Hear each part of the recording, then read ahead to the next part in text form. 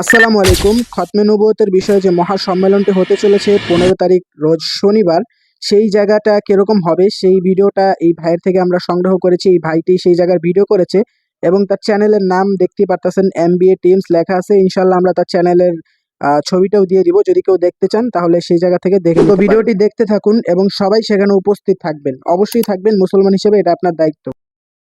আসসালামু আলাইকুম রহমতুল্লাহ। দর্শক, স্বাগত জানাচ্ছি ঐতিহাসিক সোহরাওয়ার্দী উদ্যান থেকে। আগামীকাল অর্থাৎ 15ই নভেম্বর এখানে যে খতমে নবুয়াত মহাসম্মেলন অনুষ্ঠিত হতে যাচ্ছে, সেটা নিয়ে আপনাদের অনেকের এই সর্বশেষ আপডেট জানার আগ্রহ আমরা জানতে পেরেছি।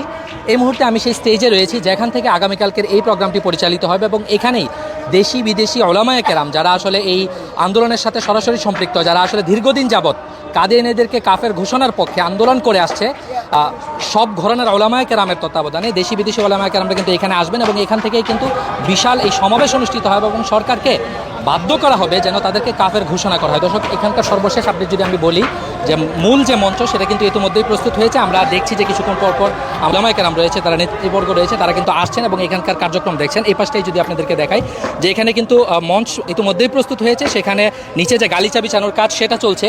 আবার এই পাশটায় দেখালে আপনাদেরকে সাউন্ড সিস্টেমের কাজও মোটামুটি সম্পূর্ণ। আমরা আশা করছি মাগরিবের পর থেকে এখানে পুরো দমে এই সাউন্ড সিস্টেম ব্যবহার করা যাবে এবং এখান থেকে ওলামায়ে কেরামের যে দিক নির্দেশনা সেটা আসবে। আর যদি এই পাশটা দেখাই, এই পাশেও মিডিয়া যে জায়গাগুলোতে থাকবে, মিডিয়া কাভারেজ যেখান থেকে আসলে করবে, সেই জায়গাগুলো ইতিমধ্যেই প্রস্তুত করা হয়েছে এবং উন্মুক্ত প্রান্তর জুড়ে যেখানে আসলে আপনারা বসবেন, যেখান থেকে তাকবীর স্লোগান আসবে, যেখানে আসলে মূল শক্তি এই প্রোগ্রামের যে মূল বিষয় সেটা আসলে যেখানে মঞ্চায়িত হবে সেটা হলো এই পুরো সোহরাওয়ার্দী উদ্যান এবং সেখানে যে সাউন্ড সিস্টেমের ব্যবস্থা সেটাও কিন্তু ইতিমধ্যেই হয়েছে, যদিও এখনও পর্যন্ত সাউন্ড সিস্টেম অ্যাক্টিভ করা হয়নি, সেটা সর্বশেষ পর্যায়ে রয়েছে। এবং আপনাদেরকে যদি জানিয়ে রাখি যে এখানে অনেকে ভাবতে পারেন যে সম্ভবত বাংলাদেশের যে ওলামায়ে কেরামরা রয়েছে এই খতমে নবুয়াত মহাসম্মেলনের সাথে শুধু তারাই থাকবেন, বরং বিষয়টা একেবারেই তেমন না।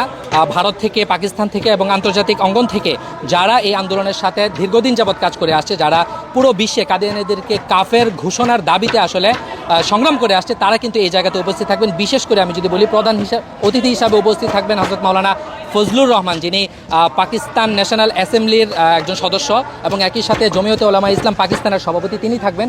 এছাড়াও সভাপতিত্ব করবেন হযরত মাওলানা আব্দুল হামিদ পীর সাহেব মধুপুর। অমুসলিম পরিচয়ে বাংলাদেশে সবাই থাকবে, কিন্তু মুসলিম পরিচয়ে একজন অমুসলিম থেকে সাধারণ মুসলিমদেরকে ধোঁকা দিবে, এই বিষয়টা আসলে কখনোই মেনে নেওয়া হবে না এবং এটা সরকারিভাবে ঘোষণার জন্য যা যা পদক্ষেপ নেওয়া প্রয়োজন ওলামায়ে কেরাম আগামীকালকে এই জায়গা থেকে, এই মঞ্চ থেকে সেই ঘোষণাগুলোই কিন্তু দিবেন।